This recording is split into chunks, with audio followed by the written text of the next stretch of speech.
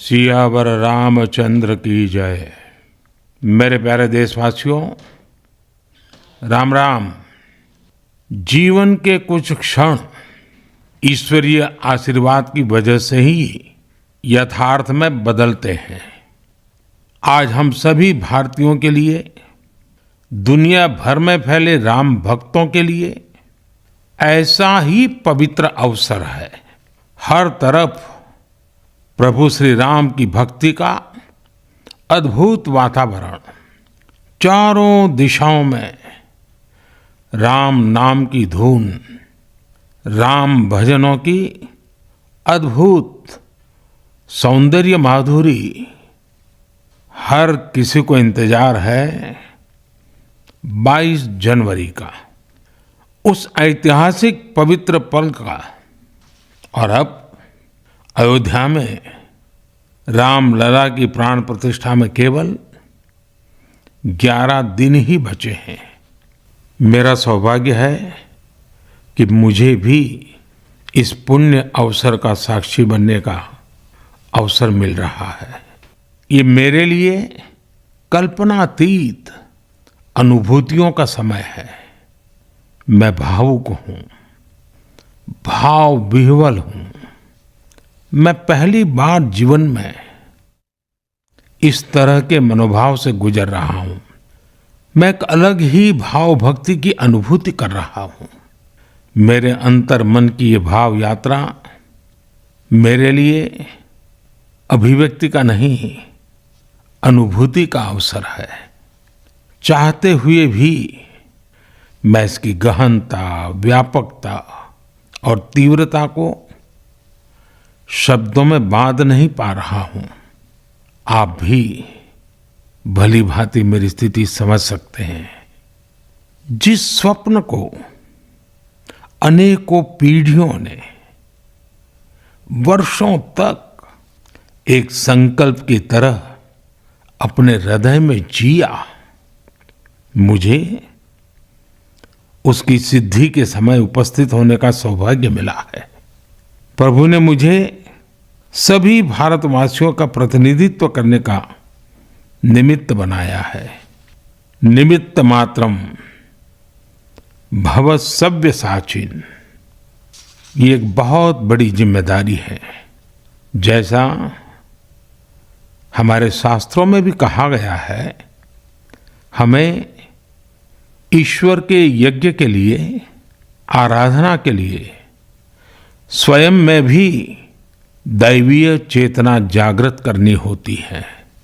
इसके लिए शास्त्रों में व्रत और कठोर नियम बताए गए हैं, जिन्हें प्राण प्रतिष्ठा से पहले पालन करना होता है।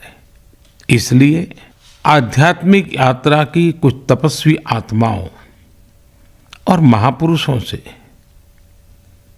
मुझे जो मार्गदर्शन मिला, उन्होंने जो यम नियम सुझाए हैं, उसके अनुसार मैं आज से 11 दिन का विशेष अनुष्ठान आरंभ कर रहा हूं। इस पवित्र अवसर पर मैं परमात्मा के श्री चरणों में प्रार्थना करता हूं, ऋषियों, मुनियों, तपस्वियों का पुण्य स्मरण करता हूं और जनता जनार्दन जो ईश्वर का रूप है, उनसे प्रार्थना करता हूं कि आप मुझे आशीर्वाद दें, ताकि मन से, वचन से, कर्म से मेरी तरफ से कोई कमी ना रहे। साथियों, मेरा ये सौभाग्य है कि 11 दिन के अपने अनुष्ठान का आरंभ मैं नासिक धाम पंचवटी से कर रहा हूं। पंचवटी वो पावन धरा है जहां प्रभु श्री राम ने काफी समय बिताया था। और आज मेरे लिए एक सुखद संयोग ये भी है कि आज स्वामी विवेकानंद जी की जन्म जयंती है। ये स्वामी विवेकानंद जी तो थे जिन्होंने हजारों वर्षों से आक्रांतित भारत की आत्मा को झकझोरा था। आज वही आत्मविश्वास भव्य राम मंदिर के रूप में हमारी पहचान बनकर सबके सामने है। और सोने पर सुहागा देखिए, आज माता जीजाबाई जी की जन्म जयंती है। माता जीजाबाई जिन्होंने छत्रपति शिवाजी महाराज के रूप में एक महामानव को जन्म दिया था। आज हम अपने भारत को जिस अक्षुण्ण रूप में देख रहे हैं, इसमें माता जीजाबाई जी का बहुत बड़ा योगदान है। और साथियों, जब मैं माता जीजाबाई का पुण्य स्मरण कर रहा हूं तो सहज रूप से मुझे अपनी माँ की याद आना बहुत स्वाभाविक है। मेरी माँ जीवन के अंत तक माला जपते हुए सीताराम का ही नाम भजा करती थी। साथियों, प्राण प्रतिष्ठा की मंगल घड़ी, चराचर सृष्टि का वो चैतन्य पल, आध्यात्मिक अनुभूति का वो अवसर, गर्भगृह में उस पल क्या कुछ नहीं होगा। साथियों, शरीर के रूप में तो मैं उस पवित्र पल का साक्षी बनूंगा ही, लेकिन मेरे मन में, मेरे हृदय के हर स्पंदन में 140 करोड़ भारतीय मेरे साथ होंगे। आप मेरे साथ होंगे, हर राम भक्त मेरे साथ होगा और वो चैतन्य पल हम सबकी साझी अनुभूति होगी। मैं अपने साथ राम मंदिर के लिए अपने जीवन को समर्पित करने वाले अनगिनत व्यक्तित्वों की प्रेरणा लेकर जाऊंगा।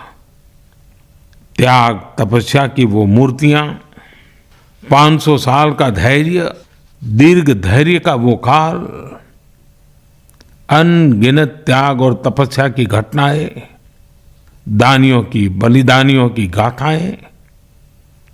कितने ही लोग हैं जिनके नाम तक कोई नहीं जानता, लेकिन जिनके जीवन का एकमात्र ध्येय रहा है भव्य राम मंदिर का निर्माण।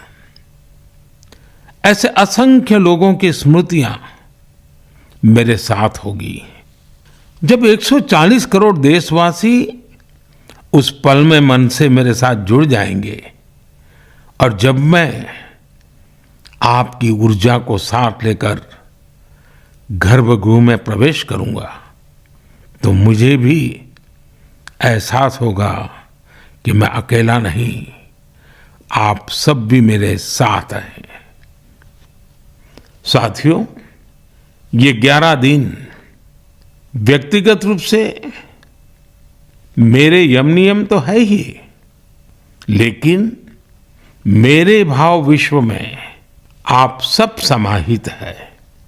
मेरी प्रार्थना है कि आप भी मन से मेरे साथ जुड़े रहें।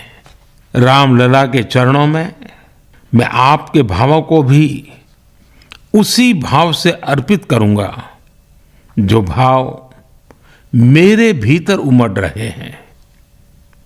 साथियों, हम सब इस सत्य को जानते हैं कि ईश्वर निराकार है, लेकिन ईश्वर साकार रूप में भी हमारी आध्यात्मिक यात्रा को बल देते हैं। जनता जनार्दन में ईश्वर का रूप होता है, ये मैंने साक्षात देखा है, महसूस किया है। लेकिन जब ईश्वर रूपी वही जनता शब्दों में अपनी भावनाएं प्रकट करती है, आशीर्वाद देती है, तो मुझ में भी नई ऊर्जा का संचार होता है। आज मुझे आपके आशीर्वाद की आवश्यकता है, इसलिए मेरी प्रार्थना है कि शब्दों में, लिखित में अपनी भावनाएं जरूर प्रकट करें मुझे आशीर्वाद जरूर दें। आपके आशीर्वाद का एक एक शब्द मेरे लिए शब्द नहीं, मंत्र है। मंत्र की शक्ति के तौर पर वो अवश्य काम करेगा। आप अपने शब्दों को, अपने भावों को नमो ऐप के माध्यम से सीधे मुझ तक पहुंचा सकते हैं।